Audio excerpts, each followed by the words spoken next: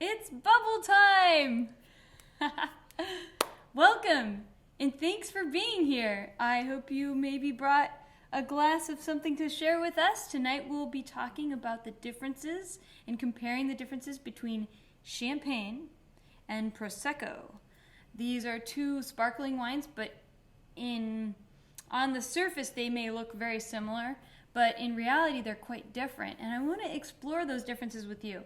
Not only are they different in terms of taste and how they're made, but you'll find Champagne tends to cost sometimes 3 or 4 times the price of Prosecco. But is it better? I don't know. I want to talk to you a little bit about why that is and how it comes out in the wines. So, welcome. So while I'm getting these wines together and ready, I would love it if you could tell me what you're drinking. I saw that Mark Esser had mentioned that he had a Prosecco Superiore, which is amazing, but it is by a Kirkland, the Costco brand. I'm really excited to hear those tasting notes when you get that open. Melanie McBride, it's okay you're drinking Pinot. Pinot can be made into Blanc de Noir, into sparkling wine, so Pinot is A-okay with me. If you're drinking sparkling wine, Champagne, Prosecco, Cava, let me know what you're having. And if you are having something else, let me know what you're drinking, because we are seriously just sharing a drink together. Okay, so I'll tell you what we're drinking tonight. I have a wine by Bissol. This is the Credi it's a Valdobbiadene Prosecco Superiore. And then this wine retails for about $18 to $22 normally. And then on the Champagne side, I have the Nicolas Feuillat, the Champagne, their Brut Reserve, which is sort of their basic, base model sparkling wine Champagne from the Champagne region of France. This one comes from northern Italy in the encompassing Veneto region, and this one comes from the Champagne region, which, if you've ever been to France or Paris, it's about 80 miles northeast of Paris. It's a very cool climate growing region. This one is also, I would say, a pretty darn cool climate growing region. So let's see. Wow, you got yours for $6.99? Mark Esser is telling me that he found this Kirkland A Solo for $7. So definitely we'll want to hear your notes on that. If that's a good value, we'd like to know. Pinot Bubbles, so good. Sorry I can't do bubbles tonight. Merry Christmas! Douglas, thanks for joining. Thanks for joining, everyone. Awesome. Aw, Michael did not get his Wine Folly book for Christmas. Well, I don't know. I don't know what we're going to do. We'll have to do something about that, won't we? Okay. Tim O'Shea has, sorry if I'm pronouncing that wrong, is a Prosecco Superiore by Santa Margherita, Valdobbiadene. Excellent. Wonderful. Thanks for giving us that information. Okay, so we talked about wine. All right, let's give you a little trick about opening. You probably already opened your wine. Hopefully you're tasting it by now. I haven't tasted mine yet because I want to show you how to open champagne safely every time. Here's one trick that you should always remember, and just take this to your head. Super chill it. Super chill that bottle. Put it in the fridge. If you open it at room temperature, it's got a lot more activity going and energy in the carbonation, and it will just go out of the bottle and somewhere else. So if you ever open a bottle and it does that, it's probably because it was opened a little bit warmer. Now, the second secret I want to show you is all about this little trick, and it's a skill. And once you learn it, you'll always be confident. Now, these bottles, a little story, speaking of my warning about keeping it extra cold, I don't have a fridge in our office just yet, so these have been sitting outside for about an hour, and we'll see how cold it is, and it might bubble over a little bit, and if it doesn't, I'll be very proud that this method is quite solid. Okay, so you hold the bottle, one hand down here, the other hand up here, and you put your thumb over what I call the cage. I've heard that it has several names, and the cork, and you have this little tab that opens up the cage. Pull it out and then rotate it 6 times. It's a machine that puts it on there, so it's always 6 times, and then you wiggle it and make it a little loose. Then when I take the cork out of the bottle, at this point the bottle has become dangerous because nothing is holding that cork in. So if it was going to come out fast, it will.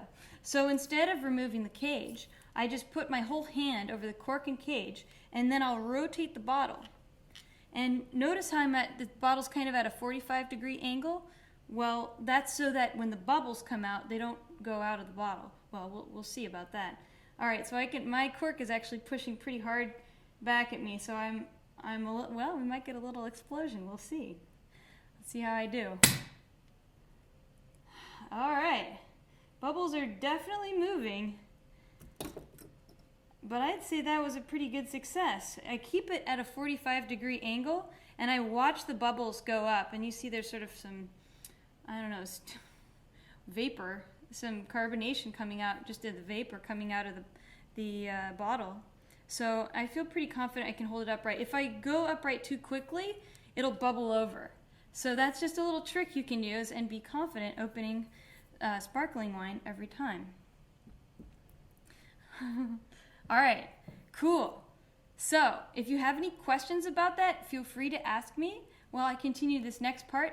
I wanted to taste and talk about Prosecco first, and tell you a little bit about the process of doing Prosecco. And then we'll talk about champagne. Hoppa! I like it. I get your comments about 20 seconds after it happens, so if you have something that comes to you, just write it right away. Oh my gosh, Jacob, you're writing in from Denmark? Cheers to Jacob! 2 a.m. Denmark. Wow. Okay. Pouring the wine. Now there's a lot of different theories on how to pour sparkling wine, but for me, the bubbles are the most important thing. Well, one of the most important things when it comes to drinking sparkling wines. And the beer method actually works the best. So if you hold your wine at a slight angle and pour it out, it'll preserve the bubbles because we're getting closer to the fluid. And there we go. Looks pretty amazing.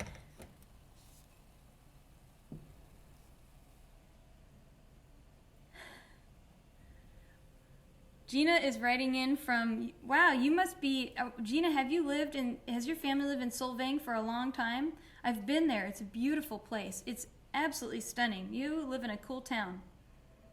All right, so here we are. Check out this glass of Prosecco. Little funny thing about Prosecco, we think of it a lot like champagne. It's the same color, but it's made with a very different grape. Now, the people in Prosecco will tell you that it's called Glera. That's the grape that they make Prosecco with, but everyone else will tell you that it's the Prosecco grape. There is no distinction. It's the same thing. I like to call it the Prosecco grape, although I'll call it both if I have to, if Prosecco wins the argument. And the reason why they want to change it to Glera is because anyone who plants Prosecco grapes can then call their wine Prosecco, and they're trying to create a quality region for Prosecco wines, which only come from this Val d'Obiadene region. So that's the story about the grape. Now, in terms of tasting this wine, I'm drinking it out of a regular white wine glass, and you may use a regular white wine glass or a red wine glass or a sparkling wine glass. It really doesn't matter. I would say the one thing to pay attention to is if you have it in a regular glass, the bubbles will become a little less important and they'll dissipate faster. The reason why it's in a tall glass is to preserve the bubbles. So if you want to preserve bubbles, pick a tall glass. It's just the difference between drinking a lager and maybe an IPA, in a tulip-shaped glass or something like that. So here we go. Give it a sniff. Wow, this wine is very aromatic, and anyone who has this wine, you should tell me what you're tasting. Gina, only 2.5 years? I was thinking Verkamp might be sort of an old family name in Solvang. Thanks for joining us. And tell me what you're drinking. All right, so this wine is beautiful. So many aromas. I get this right off the bat. I get a sort of a honeydew melon, a little beeswaxy kind of quality, honeysuckle, green apple, almost more like yellow apple. It's very rich and ripe, very fresh. This producer, Bissell, is pretty well known in the region and generally produces high quality wines, which is why we picked him out. Jacob likes drinking sparkling wine from burgundy glasses. Here, here. Me too. That is a good way to drink fine wine, especially if it's an old vintage champagne. You really get all the aromas. So I'm getting a lot of beautiful flower aromas, sweet fruits, this kind of stuff. I'm going to give it a taste and talk about how I taste sparkling wine.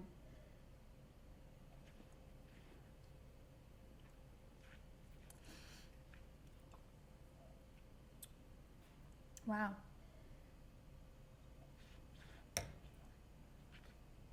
Okay, so when I taste a sparkling wine, because it usually explodes and bubbles in my mouth so fast, it's harder to do the whole gurgling thing.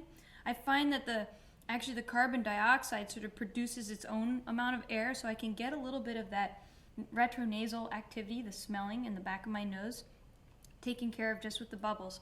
Another thing I try to pay attention to when I'm tasting sparkling wine is, what does the bubble finesse feel like? Is it really fine mousse and creamy on my mouth? Or is it very like kind of explodey and poppy, like almost like pop rocks or something like that on my mouth?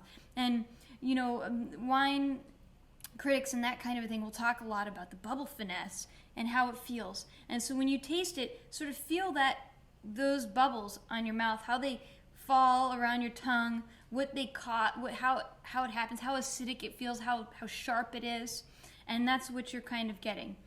Wow, green apple, pear, apricot, pineapple too. You've got a good nose.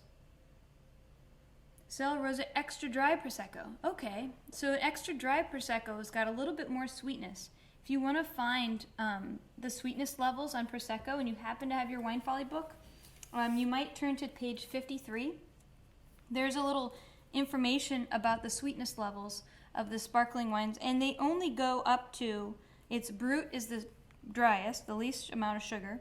Extra dry is sort of middle of the road, and then dry, I know it's dry, it says dry, but it's actually the sweetest of the three. And you can find on, I think on page, what is it? Yes, page 9 in the beginning will show you exactly how much sugar is in the wine based on the level. So if you have a Brut level sparkling wine, it will be about a half a teaspoon of sugar sweetness in your glass.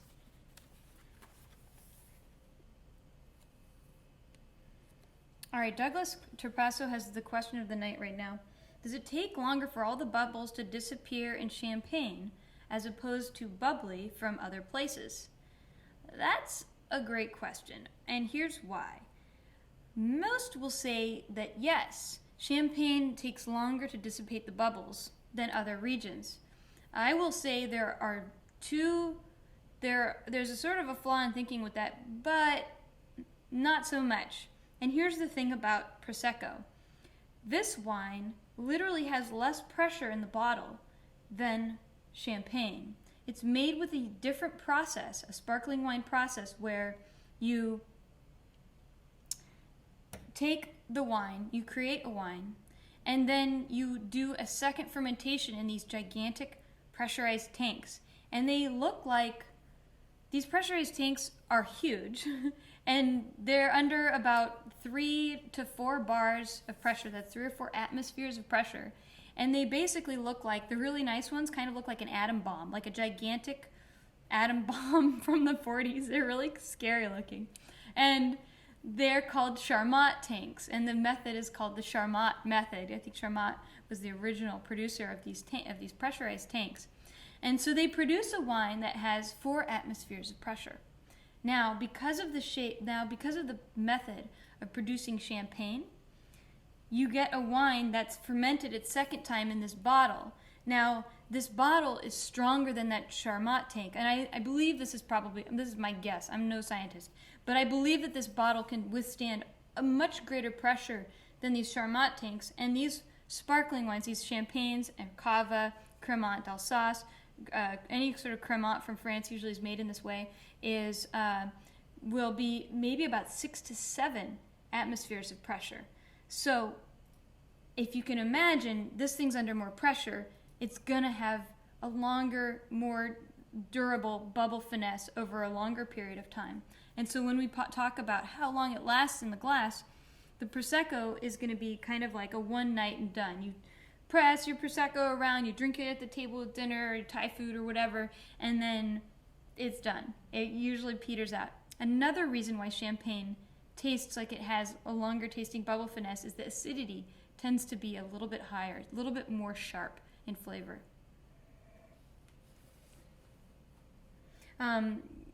We have some PSI numbers for those of you who like pounds per square inch in terms of atmospheres and how much that really is.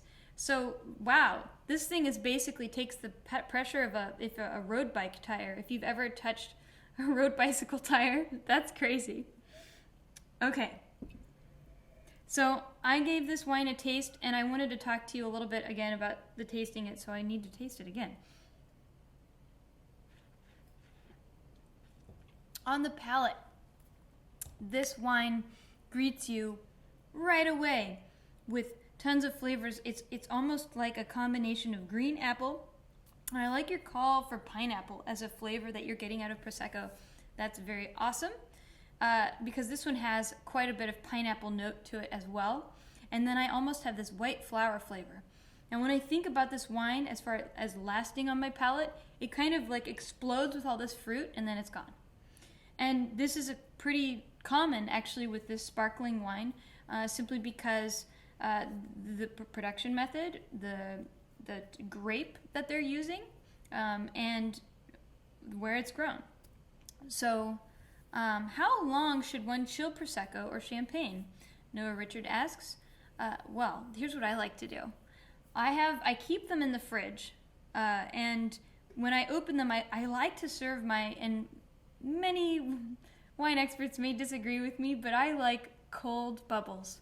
So I'll actually put it in the freezer for another 45 minutes before pulling it out and opening it, because then it's just like ice cold, delicious sparkling wine, and it'll warm up in the glass. You know, you have a wide glass you're drinking it out of, and you'll find that it'll warm up quite a bit just right after you open it. So that's how I chill my Proseccos. These ones taste quite good as they are, and they were just outside for about an hour. So there's your answer, Noah. That's how long I chill it. I would say, you know, if you talk to experts, they'll tell you anywhere between 45 and 55 degrees is desirable. I like mine down around 41, and that's just me. All right, so that's Prosecco. I wondered if anyone had any questions. What about Lambrusco? Do I serve that cold? Gina asks. Lambrusco, yeah, it's a red wine, and a little bit chilled is a lovely way to serve that wine, especially if you're drinking it on a hot day. I like maybe about 50, 55 degrees, something like that, would work really nicely with most Lambrusco wines. If you find a rosé Lambrusco, give yourself a high five for finding an awesome wine. Give it a try too, and that one could be a little bit colder. Tim O'Shea is asking why these bottles don't have vintages listed. What is the deal?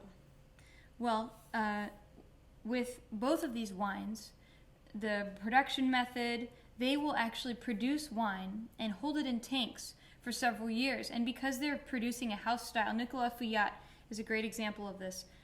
They want their wine to be consistent year in and year out. They don't want you to have any vintage variation. You buy a sparkling wine that says Nicolas Fouillat on it, or something that says Veuve Clicquot. You want to taste the same thing every year. And keeping that product consistent means they'll blend several years together, creating a non-vintage blend that tastes the same nearly every time. Some people are good at tasting the differences, and that's after tasting a lot of the same wine. How come? Yeah, okay. So, moving on to champagne. Now, this champagne method is the oldest way of making a sparkling wine. I have a request from outside behind you for a little bit of champagne. And there are many stories for where it began and how it became sparkling wine. But it all happened when somebody left a not completely fermented wine in the bottle, and it fermented in the bottle, and the carbon dioxide didn't have anywhere to go, so it carbonated the wine. And that is how champagne was invented. It was very simple. You can call it an accident, you can call it happy, lucky, luck. They figured out how to market it and say it's actually a good thing. Champagne, the Champagne region, specializes in 3 major grapes, and they are Chardonnay, Pinot Noir, and Pinot Meunier. Pinot Noir and Pinot Meunier are red grapes, and Chardonnay obviously is a white grape. The Pinots, what they'll do to make a white wine with them is they'll press it. They'll press the grapes, and just like a white wine, and they'll leave the skins off. It's the skins where you get the color and all the tannin and that kind of thing. What's the most common, brut, extra dry, or dry? Says Margaret. And what makes a Prosecco Superiore? All right, great questions. Before I get into champagne, I'd like to answer that. So brut's probably the most common, and I think it has to do with the popularity of brut sparkling wine, or people could just say brut, and it's almost like an alternative word for sparkling wine. Oh, get me a brut. So I think that's probably why it's the most popular. It's also one of the more dry styles of sparkling wine. In the olden days, the sparkling wines were a lot sweeter than they are now, and now they're pretty dry. Now, as far as Prosecco Superiore, there's different qualifications. This is the classification system in Italy.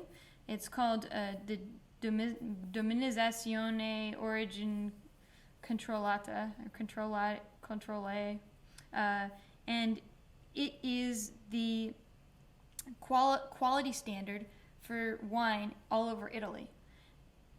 Basic Prosecco has less rigid growing requirements than Prosecco Superiore. That's basically what it comes down to. Whether it be the sweetness of the grapes when they come in at harvest, or the distance of the vines between each other to restrict the growth of the grapes. Basically what they're trying to do is create a quality method that will naturally produce finer wines. So if you have vines that are closer together, they produce maybe less grapes, and those grapes become more concentrated, you have better wine. Whereas maybe in another area, they're wider apart, and they're really making a lot of grapes per vine, you get a much less concentrated grape and a much more crappy wine. So that is the difference between the Superiore and then Prosecco regular, which is why I encourage people to search for the Superiore, because they're usually around the same price as regular Prosecco, and they have a base minimum quality standard. There are many producers, of course, that do Prosecco regular, or normale, if you will, with very high quality. You just have to pay attention to the producer. So, moving on. Blah, blah. Champagne. The thing that I love and I love to hate, because whenever I talk, you'll see, whenever I talk about sparkling wine on the blog, I always use the word champagne, usually in the title or something like that. And I want to say sparkling wine, but so many people who are just getting into wine in general, just think of sparkling wine as champagne. And you could say that champagne is the mecca for sparkling wines if you wanted to. I don't know if I would, but you could if you wanted to. Not a big deal. So, Champagne. This region has some of the most rigorous control standards in all of France in terms of grape quality, how they pick, when they pick, the types of grapes that goes into it. The production is very, very hard to do because of the second fermentation, which happens in individual bottles. And it's crazy to think that, I think it's one of the most technically complex wines to make in the world, which is why I appreciate it so much. And I think it's funny that it kind of falls by the wayside as sort of this wine that we don't really think of as wine. It's like beer, it's just champagne. But I think I agree with you, Melanie McBride. It is a multi-sensory experience, because not only do you get this flavor and this taste and a little bit of drunkenness, if you drink too much, or in my case, you just love to taste it, you feel the sensation of carbonation. And if you get into taste, People talk about the 5 tastes of like bitter and tart and sweet and sour. There are all these other tastes, and I've heard someone call it haptic sensations that we feel on our tongue. So maybe it's hot or very cold. So you have this cold, sparkling, carbonated beverage that you can feel on your tongue, which is quite a multi-sensory experience, in my opinion. All right, so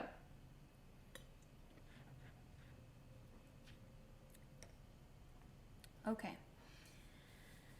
The difference between Champagne and Prosecco comes a lot down to, they look the same in the glass, but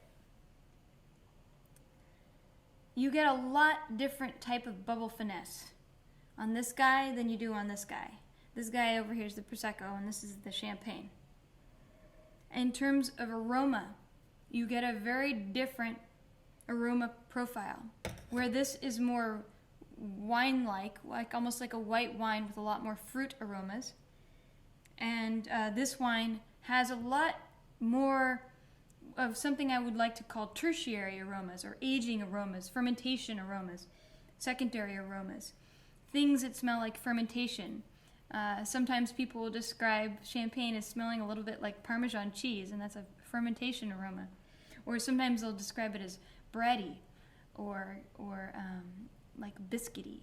And these are all aromas associated with aging of Champagne, and that's when you take the bottle, you put the secondary fermentation, and you put the bottle face down in these containers, and then they're riddled. Now, originally, you had a guy who must have had some kind of Tourette's, would go around and rotate the bottles, and it had to happen maybe 3 times a day. You would go through and rotate it a quarter turn every day, and to slowly move the dead yeast cells that would happen in the second fermentation in the bottle to the top of the neck of the bottle. And today, we fortunately have, we don't have to force people to do that. You have these gigantic cubes, basically, of wine that are put on these really cool rotating things that do the work for you over a period of time. So they'll age these wines sometimes up to 7 years in the bottle with like a crown cap like you'd find on a beer bottle. These bottles will actually have like a crown cap on them, and they'll just sit in the cellar for a number of years, and that's what develops those really amazing sort of bready, creamy aromas. What do you serve with Champagne? Gina says. Okay, I'll answer that in a moment. So when I talk about the difference between Champagne and Prosecco, there's one thing that comes out right away, and I want to mention it. It's the bubble finesse. This one is an explosion of big bubbles that are bigger, huge, actually. They fill up my whole mouth with bubbles. It's just like big, poppy, explodey bubbles. And now this one, when I taste this one, I get these very tiny, tiny little bubbles, and they almost become part of the wine. They almost feel like a cream on my mouth. They're so slight and faint. Yeah, it feels like a cream of bubbles going over my palate. So when I talk about bubble finesse, it doesn't matter which one you like. If you like an explosion of bubbles in your mouth, you should drink Prosecco. If you are interested in a lot less bubbles, maybe more refined, tiny, subtle bubbles, maybe Champagne is your game. So this is the primary difference that I find in these wines, and the taste is quite different, where this one focuses more on these sort of subtle aromas of, there's a little bit of green apple in this one, but I feel a lot more almost secondary notes of Parmesan. This is the Champagne over here, and this Prosecco over here has a lot more fruity flavors. Okay, so there we go. When I'm pairing wines, and because these wines are so different, you can really match them with a much different, wide, varied array of foods. With a Champagne such as this, cheese is a great choice. Cheese grows with white wines and sparkling wines. They're magic together. I also like to match my champagne with maybe even a richer meat. It sounds weird, but maybe like a roast pork or something like that, or I just put out a post today, smoked turkey with a vintage champagne. It's like, get out of here, this is amazing. So you can get away with some very rich foods with this wine, and it's because of the high acidity. And the complexity you get in this wine, you can match with complex foods. With the Prosecco, on the other hand, and it's kind of an amazing tool for this, it's awesome with Asian food, with Thai food, with Indian food, with basically anything that's spicy that you need to have a little bit of palate cleanser effect that has enough sweetness in it to sort of lighten up your palate and move on to the next one. It's like a delicious alternative to beer. And no offense to Prosecco, because I love a good beer. So this wine is an amazing tool for matching with a wide array of foods. Whereas this guy, I'd want to maybe match it with some finer cheeses or finer meats like I'm talking about, and especially cured meats are particularly good. So, in your opinion, Mark Esser asks, is the premium you pay for French champagne worth it? Or do you feel like you're paying for reputation for a luxury good?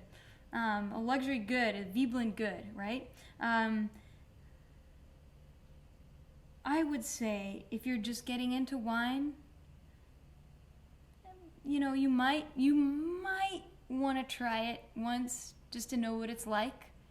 But by far and away, you're going to find amazing alternatives to champagne, such as Cava from Spain, Cremant from the rest of France, which also makes amazing sparkling wines, or Prosecco, Lambrusco, these other amazing sparkling wines of the world that are made in a little different process. Champagne definitely has its place, though. When you have to have that moment where you want to have everything perfect and, we're going to have champagne. It's one of those type of moments. And it's funny because it used to not be that way. It was marketed as like this casual drink that you have on the weekends to the French bourgeoisie, which, was middle class was a new thing. So they had to have their wine, and Champagne did a great job of marketing themselves. Champagne, when the good it goes great, you can find an amazing, this is the Prosecco, you can find an amazing Conegliano Prosecco Valdobbiadene, which is a sub-region, a very small sub-region in Prosecco. Again, that's Conegliano Valdobbiadene, and it is maybe retails for around $19, and it's the best. It's the best Prosecco you can find, and they'll have vintage dated wines, and there's also a solo Prosecco, which is one that is very, very, very high quality. It's literally like right across. There's a group of hills, and that's where Conegliano is, and then the group of hills down a little south is where a solo is. So these are the finest regions for producing Prosecco. Now, when champagne gets great, it can get very expensive, and the reason what you're paying for is not so much for, at some point, it is a little bit for the luxury tax of champagne, but more so it's for the aging that goes into the wines. You're not going to age, you're never going to find a very long-term aging Prosecco. This doesn't last as long. Whereas champagne, they'll age for many, many years, and it continues to get more and more bready and nutty and hazelnutty and has a totally different set of flavors. So if you're going for that creamy, nutty experience, you might want to go for something where, the aging period is called tirage. If they have an extended tirage, maybe for 3 years for vintage champagne. It's about 3 years for vintage champagne, and then it can go up from there. They'll go up to 7 years, I think I've seen, for a well-aged champagne. I agree with Melanie McBride. Cremant and Cava are great alternatives. And you can also find Gran Reserva Cava is another extended tirage style, but it's a Spanish wine.